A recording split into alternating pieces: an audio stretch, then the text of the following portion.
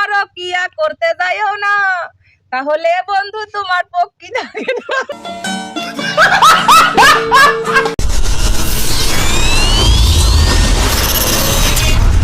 একটা রিকোয়েস্ট আছে ভাই, মামুন ভাই। এখন আর কোনো রিকোয়েস্টেই কাজ হবে না ভাই। আজ একটা বিরাট ফাটাফাটি হইব। হয় ফাটাফাটি তো হইতে হইব, কারণ এক সময়ে আমার পছন্দের ইউটিউব চ্যানেল এসএস প্রতিভা ও 7 স্টারের শিল্পীরাও দেখি নোংরামি শুরু করে দিচ্ছে। আরে চমকে যাওয়ার কিছু নাই, ভিউ ব্যবসায় টান পড়লে যা হয় আর। এইটা কি কোনো কথা?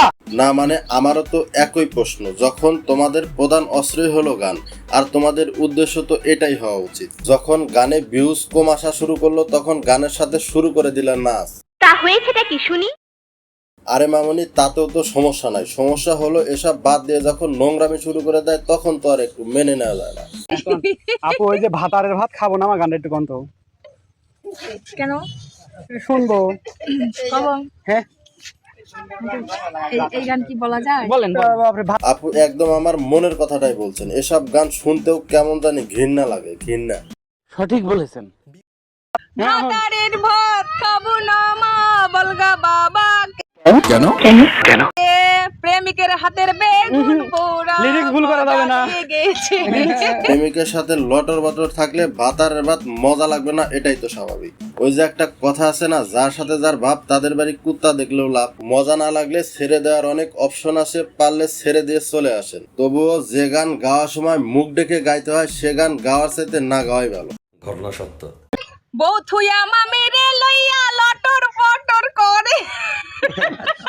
भाई मारो मुझे, मारो मारो मुझे, मारो मारो। नहीं ये मजाक हो रहा है, एक सेकंड यार। তারপর কি করে? তারপর আরেকটা আছে, নাঙ্গের আশা কইরা তোমার ভাতারের ভাত চাঙ্গে, তোমার নাঙ্গে গো আধা পথে নিয়া কোমর ভাঙ্গে। ভাতারের ভাত ছাইরা লাঙ্গের আশা করলে শুধু কোমর ভাঙবে না, কপালের উপর লাথি দিয়ে নেটওয়ার্কের বাইরে হালাই দেবো। না মোশাররফ ভাই, আমি বলতে চাই এসব গানের লিরিক্স যারা লেখে এবং যারা গায় তাদের আসলে গেডি বরাবর লাথি দিয়ে ব্যাক টু দ্য প্যাভিলিয়নে পাঠানো উচিত। ব্যাক টু দ্য প্যাভিলিয়ন, যান টোকেন টোকেন টোকেন টোকেন ঘরের মধ্যে হান দেন তাড়াতাড়ি।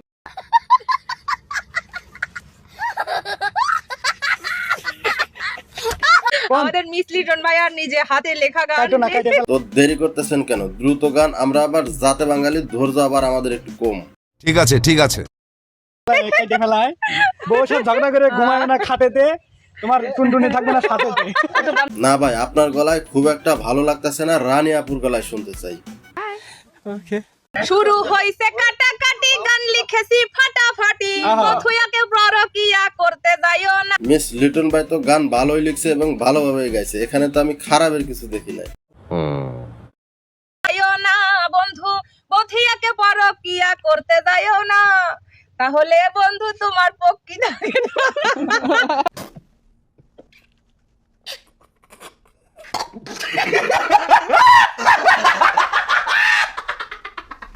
না মানে এটুকু শোনার পর আমার জুনিয়র সাকিবের কথা মনে পড়ে গেল। আলার বোকাচোদা ঘরে বউ রাখিয়া পরকিয়া করে বলে শিখা আপু তার বগা গাইটা নিছে। ও সরি, এটাকে তো এখন আর বগা বলা যাবে না, পক্ষী বলেন সবাই, পক্ষী। আর রানী আপু, আপনার মুখে এই পক্ষীর গান শুনে খুব কষ্ট পাইলাম।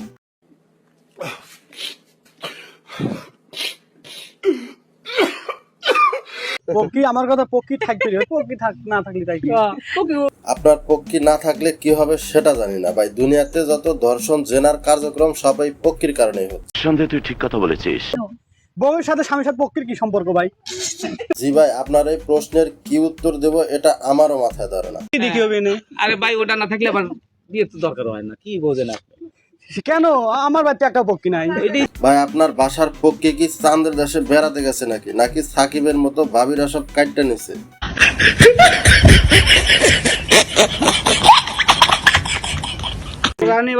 রানী ভাইয়া এবার লজ্জা পাইছে। রানী ভাইয়া লজ্জা পাইছেন?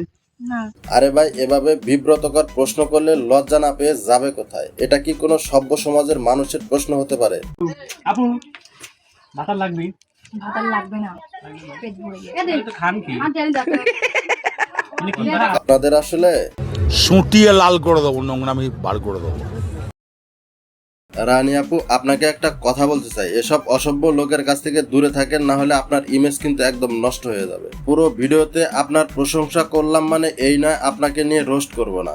ভবিষ্যতে এর থেকে বেশি নোংরামি দেখলে তাহলে আরো মশলাযুক্ত অ্যাড করে রোস্ট করে দেব, যাতে পাবলিক দেখে মজা পায়। সত্যি 100% সত্যি। সো গাইস, আজকের ভিডিও এ পর্যন্তই। দেখা হবে পরবর্তী কোনো ভিডিওতে। সে পর্যন্ত সবাই ভালো থাকুন, অন্যকে ভালো রাখুন।